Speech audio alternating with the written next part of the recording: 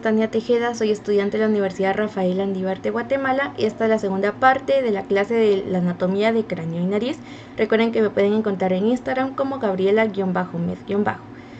En esta segunda parte vamos a ver lo que es la vascularización, el drenaje y la inervación del cráneo. Recuerden que estas diapositivas están disponibles en el UDocs de Harper Navarro, pueden descargarlas y estudiar con ellas.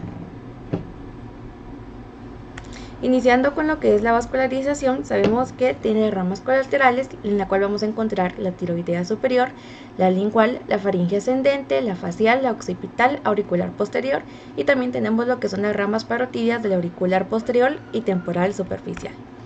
La carótida externa, esta va a tener su origen en lo que es el borde superior del cartílago tiroides y se tiene relaciones en la cabeza con lo que es la infra y retroparotidia, también profundamente al vientre posterior del digástrico y el estiloideo, en medio de las estructuras estiloideas y penetran la parótida en su parte más profunda. La arteria facial, esta va a nacer en lo que es la cara anterior, 5 milímetros superior a la lingual. Va a tener dirección superior y anterior, también tiene lo que son tres curvas, que es la faringia o supraglandular, la submandibular y la facial.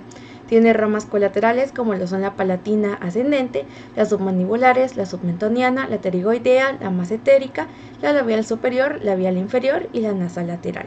En su rama terminal vamos a encontrar lo que es la arteria angular. La arteria occipital, esta va a nacer en lo que es la cara posterior o de la lingual. Tiene una dirección superior, posterior y lateral.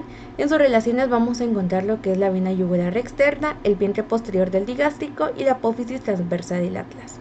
En sus colaterales encontramos las musculares, la estilomastoidea y la rama meningia. En terminales encontramos la lateral y la medial. En la auricular posterior y las parotidias, estas van a ser en la cara posterior a 2 centímetros más o menos de la occipital. En su dirección, esta es oblicua superior y posterior. Tiene relaciones anterior al músculo estiloideo hasta la apófisis mastoides. En las ramas colaterales encontramos lo que son las parotidias, las musculares y las estilomastoidea. En sus ramas terminales tenemos la auricular y la mastoidea. Las ramas terminales tenemos la arteria temporal superficial y la arteria maxilar. En la arteria maxilar esta va a nacer en la bifurcación medial, tiene una dirección superior y anterior. En sus ramas colaterales podemos ver lo que es la imagen. Aquí encontramos lo que es la timpánica anterior, la meningia media, la rama meningia accesoria, la profunda posterior, la rama pterigoidea. También tenemos lo que es la profunda anterior, la rama faringia, la infraorbitaria, la alveolar superior, la bucal, la mesenterina, la rama pterigoidea, la alveolar inferior y la rama miloioidea. En la terminal encontramos que es la rama esfenopalatina. En la arteria temporal superficial, esta va a nacer en la bifurcación lateral superficial, tiene una dirección superior y lateralmente, se va a encontrar relacionada con el espesor de la glándula parótida y está anterior al trago. También tiene ramas colaterales como es la transversa de la cara, la cigomática orbitaria y la temporal media. En sus ramas terminales encontramos la anterior o frontal y la posterior o parietal. En la oftálmica, esta va a nacer a nivel de la apófisis clinoides anterior, tiene una dirección anterior. En sus relaciones tiene la cara lateral y luego superior del nervio óptico. En sus ramas colaterales podemos ver aquí que se encuentran unas y también en la terminal tiene la arteria nasal dorsal. Las colaterales de la arteria oftálmica vamos a tener lo que son tres grupos. En el grupo 1 vamos a encontrar la central de la retina y también tenemos la lagrimal. En el grupo 2 tenemos la supraorbitaria, las ciliares posteriores cortas, las ciliares posteriores largas y las musculares. En el grupo número 3 encontramos la etmoidal posterior, la etmoidal anterior, las palpebrales y la supratroclear. En la vena yugular interna, hablando de esta, tenemos lo que es la oftálmica, que tiene 5 medios, 16 son pares y laterales. Tiene un grupo posterior superior que son 7, el seno sagital superior, el seno sagital inferior, el seno recto, senos laterales y senos marginales. Y también tenemos el grupo anterior inferior que son los senos cavernosos.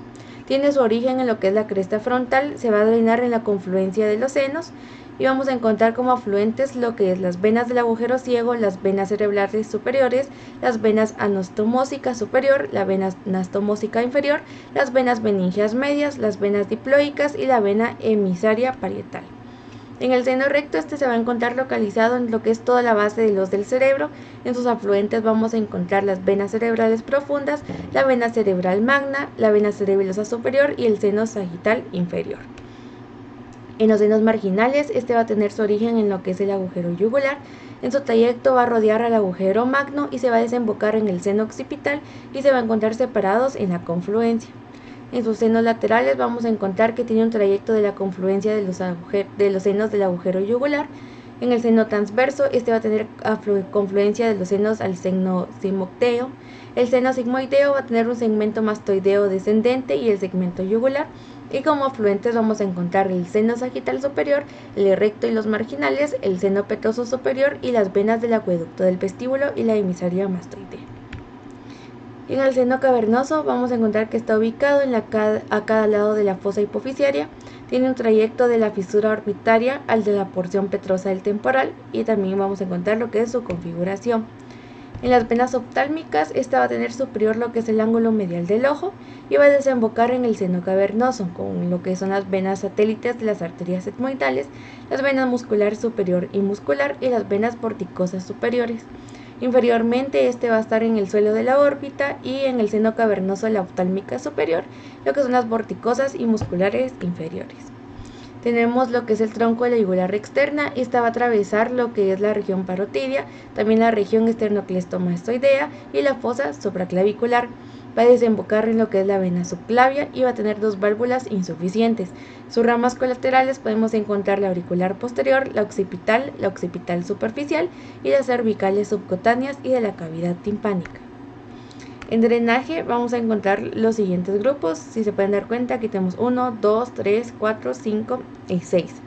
En los grupos faciales vamos a encontrar lo que es la malar, infraorbital, el buccinador, la maxilar inferior. En el grupo parótido también tenemos lo que son 3, que es la subfacial, extraglandular, la interglandular y la suprafacial.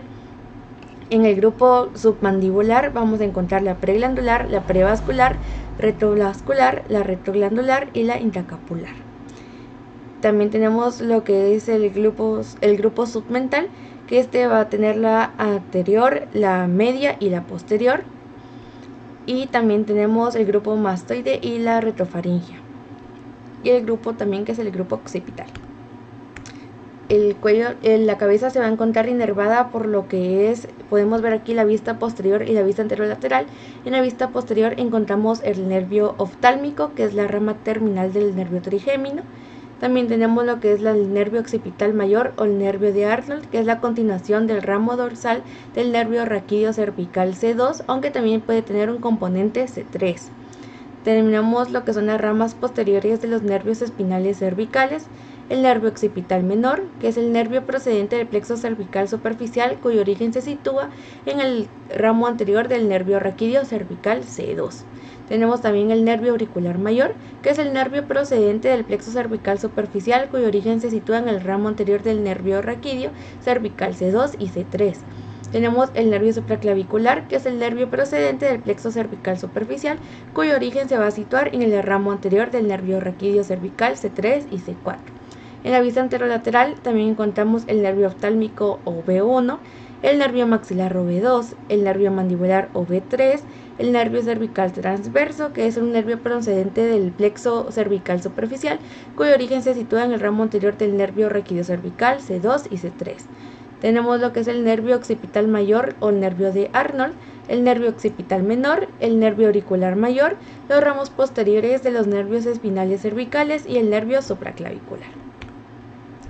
En los nervios craneales tenemos los 12 pares. El primero es el olfatorio, el segundo es el óptico u ocular, el tercero es oculomotor común, el cuarto es el troclear, el quinto es el trigémino, el cual vamos a encontrar tres nervios, que es el nervio oftálmico, el nervio maxilar y el nervio mandibular. Como sexto par tenemos el motor ocular externo obducens, como séptimo tenemos el facial, como octavo el auditivo, noveno el glosofaringio, también tenemos el par craneal número 10, que es el vago neumogástrico o patético, el número 11, que es el accesorio espinoso, y el número 12, que es el hipogloso. El nervio olfatorio va a pasar por el foramen criboso del hueso etmoides, va a inervar en la mucosa olfatoria de la nariz y es sensitivo. En el nervio óptico, este va a pasar por el conducto óptico y va a inervar en la retina del ojo, es sensitivo, y encontramos lo que es el ganglio ciliar, que es el ganglio del nervio óptico que va a permitir el reflejo fotomotor. En el nervio oculomotor común Este va a pasar por la fisura orbitaria superior, es motor y va a inervar los músculos intrínsecos y 4 extrínsecos del ojo. El nervio troclear o cuarto par.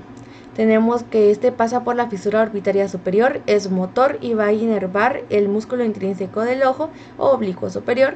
También tenemos el nervio trigémino, que es el que va a inervar en la inervación sensitiva de la cara y va a poseer 3 ramas, el nervio oftálmico, el nervio maxilar y el nervio mandibular. El nervio abducens, este va a pasar por la fisura orbitaria superior. Y el nervio troclear, que es sensitivo y pasa por el conducto auditivo interno y va a inervar en el oído interno. El nervio glosofaringeo va a pasar por el conducto yugular, es mixto, inerva los derivados del tercer arco faringeo y va a proporcionar ramos que se relacionan principalmente con la lengua y con la faringe. En el nervio accesorio, que es el 11º par, va a pasar por el conducto yugular y es motor. Así que muchas gracias por tu atención. Esta es una clase más de la Harper Academia. Recuerda que estas diapositivas van a estar en el UDocs de Harper Navarro. Y mis redes sociales son el Instagram como Gabriela-med- y en mi UDocs, que tengo documentos disponibles que pueden descargar para estudiar.